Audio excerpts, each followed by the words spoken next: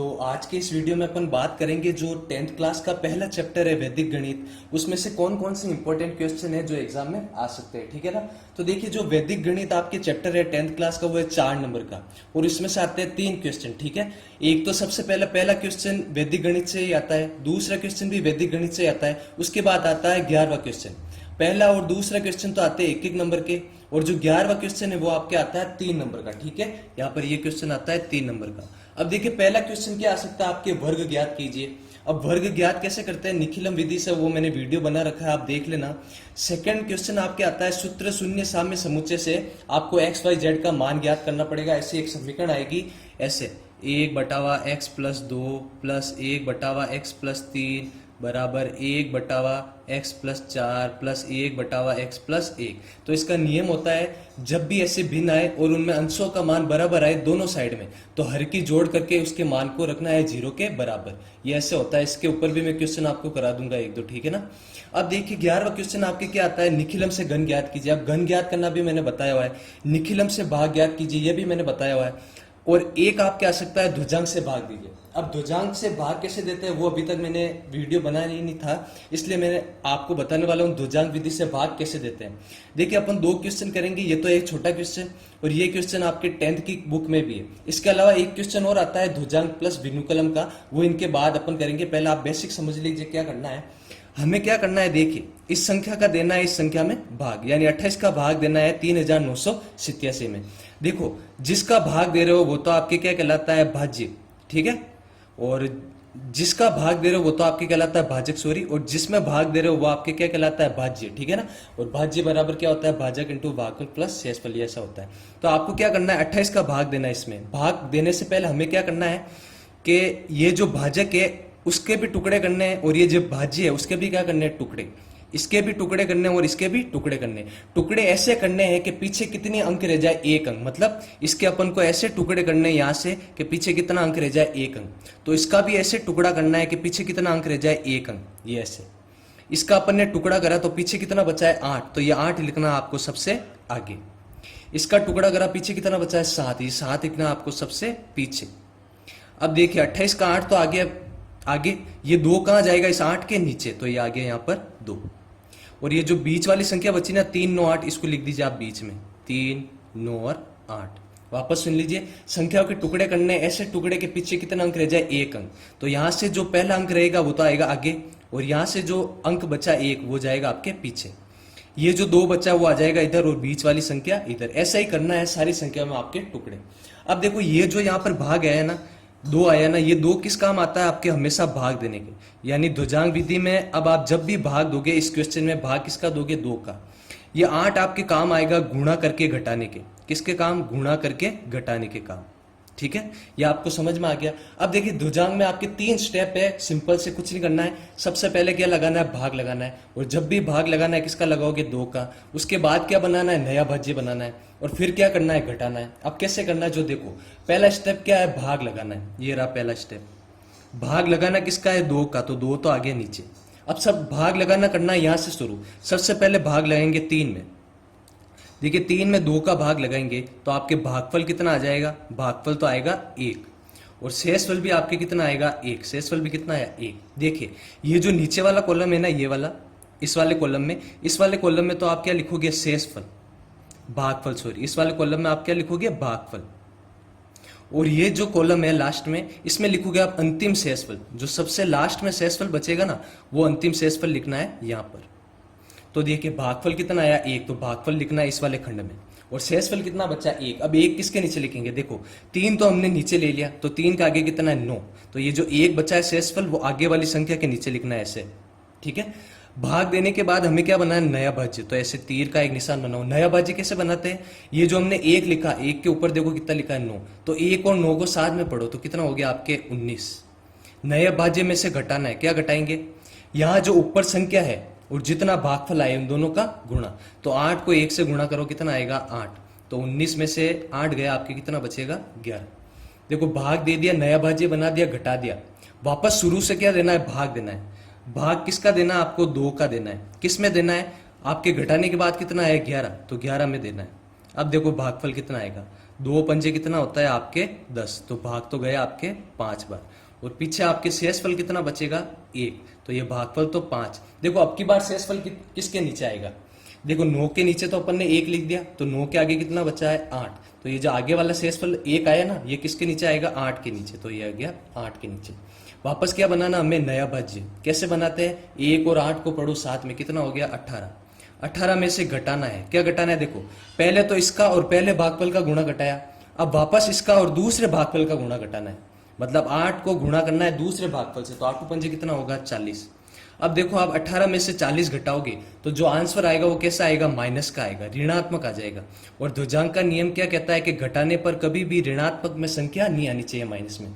तो हमें क्या करना है, जो अपन ने ये प्रक्रिया करी है ना पूरी, इस प्रक्रिया को करना है निरस्त, इसके ऊपर क्रॉस का निशान बनाना है। जो भागफल आया उसको भी काटना पड़ेगा और जो शेषफल आया उसको भी काटना पड़ेगा। हमें ये प्रक्रिया वापस देनी है दूसरी, वापस 11 में देना है 2 का भाग। देखो पहले भागफल कितना आया था 5, यानी पहले अपन ने भाग कितनी बार दिया था 5 बार, तो सीधा सीधा कुछ नहीं करना है, एक बार कम भाग देना है। पहले दिया था 5 बार, तो अब देना है 4 बार। तो देखो 2 चौक कितना होता है 8, तो पीछे आपके शेषफल कितना बच जाएगा 3, ठीक है ना। तो नया भागफल आपके कितना है यहाँ पर, ये 4, और शेषफल कितना है आपके 3। अब वापस देखो नया भाज्य, 3 और 8 को साथ में पढ़ो, कितना हो गया आपके 38। 38 में से घटाना है 8 को और दूसरे भागफल को, नया भागफल कितना है 4, तो 8 सौ कितना होता है 32। इसको आप घटाओगे कितना आएगा 6। देखिए अब की बार 6 प्लस का आया, तो यानी आपकी जो प्रक्रिया है वो सही है। वापस देखो घटा दिया, वापस शुरू से भाग देना है। भाग किस में देना है, जो अंतिम संख्या घट के आई 6, और भाग किसका देना हमेशा 2 का। तो 6 में 2 का भाग कितनी बार जाएगा, 2 तिया 6, तो भागफल आपके कितना आ जाएगा 3। और शेषफल भाग पूरा पूरा गया तो शेषफल कितना आएगा आपके 0, तो भागफल तो इस कॉलम में 3 और शेषफल 0। 8 के नीचे तो अपन ने लिख लिया, तो अगली संख्या कौन सी है 0। भाग देने के बाद नया भाज्य 0 और 7 को साथ में लिखो, तो हो गया 0 7 में से घटाना है। पहले देखो इसको पहले भागफल से गुणा करा, उसके बाद में दूसरे भागफल से, अब करोगे आप 8 को तीसरे भागफल से, तो 8 तिया कितना होता है 24। देखो इसको भी वापस घटाओगे, उत्तर आपके किस में आ जाएगा, ऋणात्मक में। और ध्रुजांक क्या कहता है आपके, भाई ऋणात्मक की संख्या आप कभी भी नहीं ला सकते, ठीक है। तो वापस प्रक्रिया को निरस्त करना पड़ेगा, इसको काटो, जो भागफल आया उसको काटो, जो शेषफल आया है उसको काटो। वापस 6 में लगाओ 2 का भाग। पहले भागफल अपन ने कितनी बार दिया था 3 बार, तो एक बार कम करना है, तो भाग अब की बार कितनी बार देना है 2 बार। तो 2 दूनी कितना होता है आपके 4, तो पीछे शेषफल कितना बच जाएगा 2, तो भागफल नया कितना आएगा 2 और शेषफल नया कितना आएगा 2। अब नया भाज्य नया कितना बन रहा है 2 और 7 को साथ में पढ़ो, कितना हो गया 27।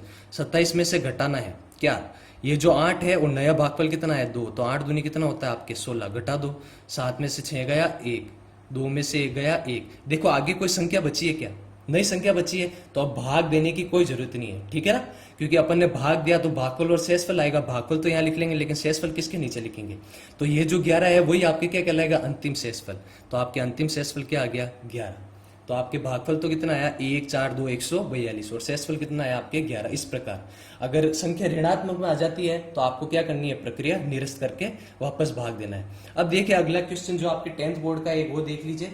जैसे 1 2 3 4 5 में किसका भाग लगाना है, 9 1 का, ठीक है। तो देखिए कैसे लगाओगे आप भाग। अगला क्वेश्चन आपके क्या है, ये 10th बोर्ड का है। आपको सारे क्वेश्चन मिलाने की जरूरत नहीं है, बस एक क्वेश्चन अच्छी तरीके से सीख लीजिए, यानी करने की विधि सीख लीजिए तो सारे क्वेश्चन हो जाएंगे। वही है सभी क्वेश्चन में, भाग दो, घटाओ, ऋणात्मक संख्या आ जाए तो प्रक्रिया निरस्त करो, नया कुछ भी नहीं है, बस आपको जोड़ बाकी गुणा भाग आना चाहिए।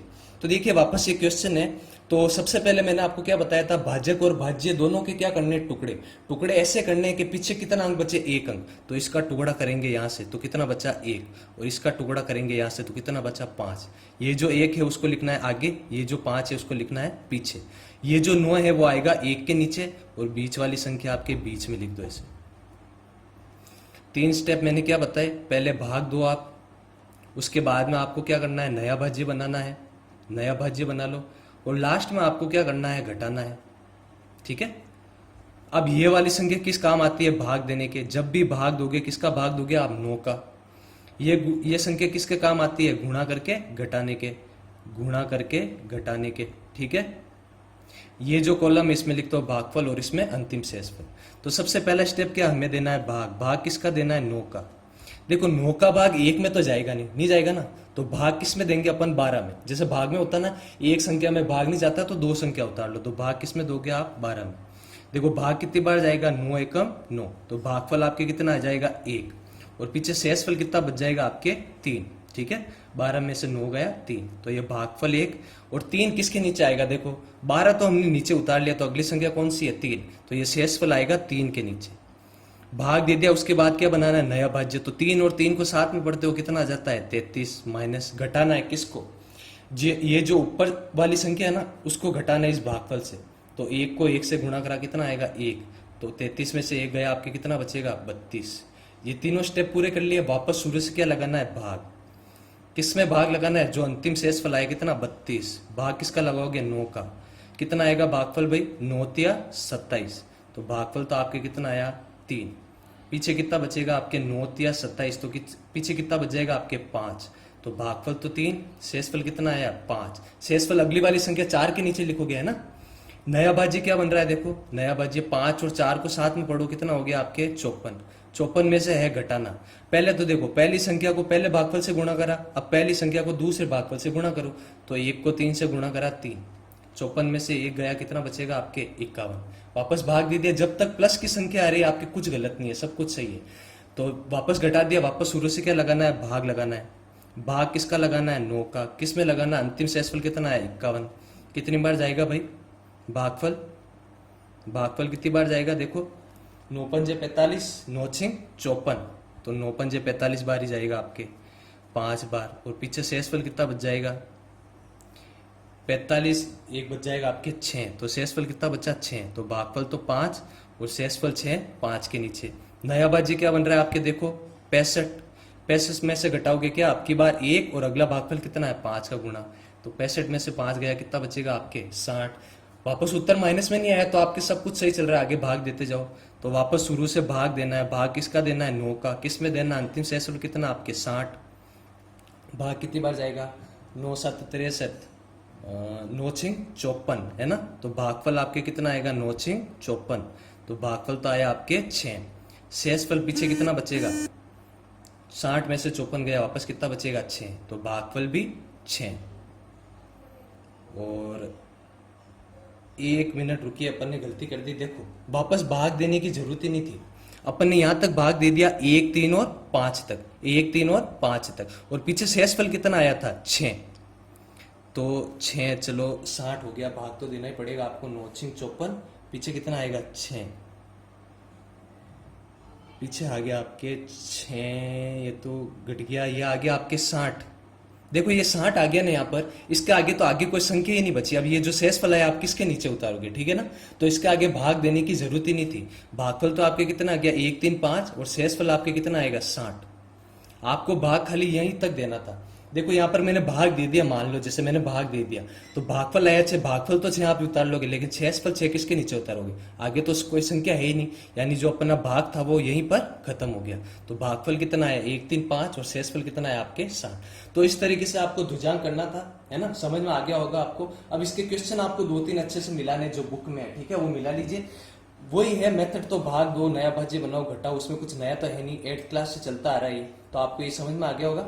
अगले वाले वीडियो में अपन जो चैप्टर 2 में से इंपॉर्टेंट क्वेश्चन है, जैसे एचसीएफ निकालना आएगा यूक्लिड विभाजन विधि से और अभाज्य गुणनखंड विधि से, एक आएगा बताइए संख्या शांत है या अशांत है बिना लंबी विभाजन प्रक्रिया के, और ऐसा भी आएगा पहले बताइए शांत या अशांत है, फिर उसका दशमलव प्रसार बताइए, और उसमें से ही एक क्वेश्चन आएगा कि सिद्ध कीजिए √2 एक परिमेय संख्या, √3 एक परिमेय संख्या, ठीक है।